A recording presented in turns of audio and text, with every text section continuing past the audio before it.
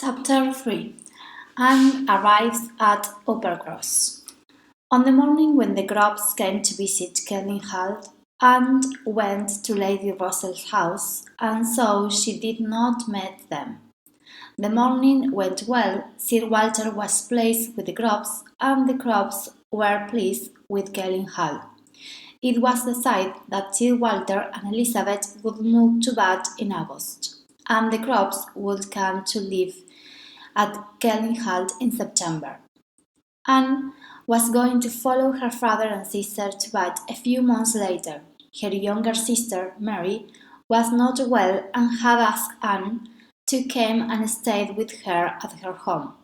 Uppercross Cottage, Mary was often a little ill, and because she worried too much about any illness, she often wanted Anne to look after her. So the family agreed that Anne would go to Bath after Christmas with Lady Russell. Until then, she could stay at Uppercross Cottage with Mary and then at Kelling Lodge with Lady Russell.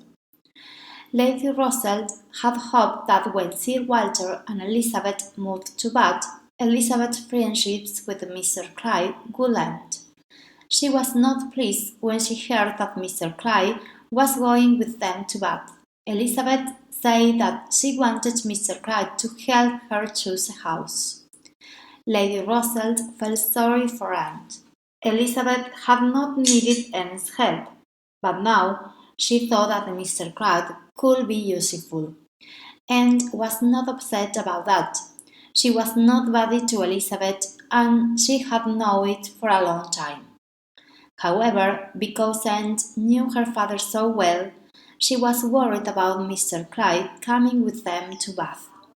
Mr. Clive was young and good-looking, and she knew how to please Sir Walter. If he decided to marry her, it would be a terrible thing for the Elliot family. Mr. Clive was from a very different kind of family, and she was not a good wife for a baronet. Anne decided that she must speak about this to Elizabeth, but Elizabeth would not listen.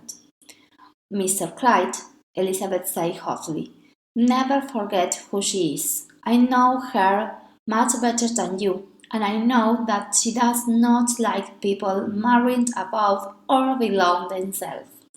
Our father has never married again because of his love for us. After all this time, how can you think that he may marry now? If Mr. Clyde were beautiful, it may be wrong for her to bring her to Bath. But you could not say she is pretty. She has freckles, and you know how father had freckles. When you begin to like someone, you forget about little things like freckles, replied Anne.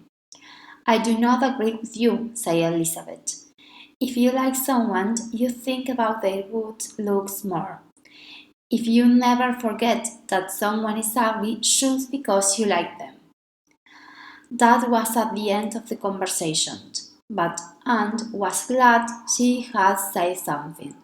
She hoped that Elizabeth may remember her words.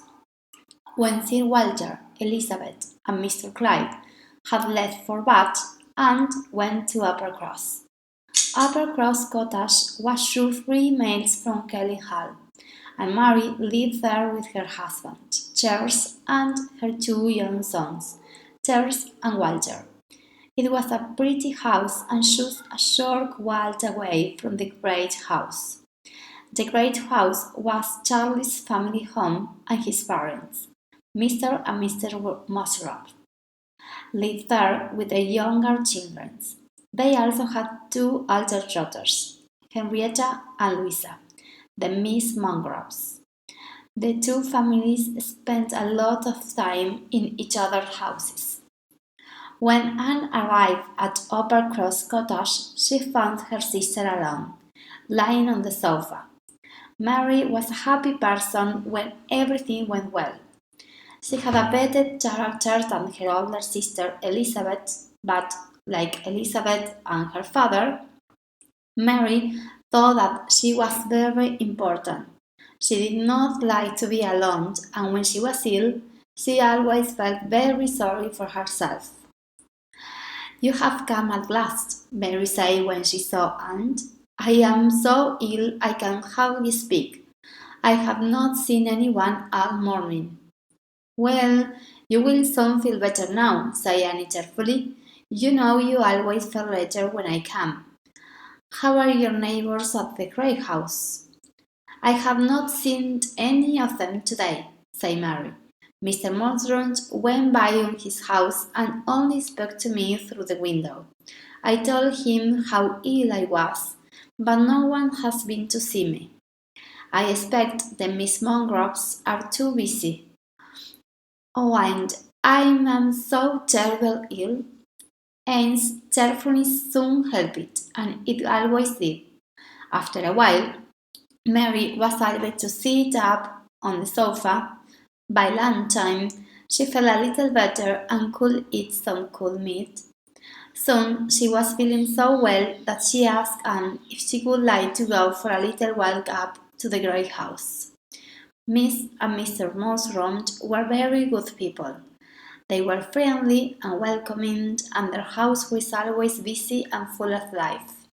The Miss Monroes, Henrietta and Louisa, were modern girls. Both of them were pretty and fashionable, and they enjoyed life very much.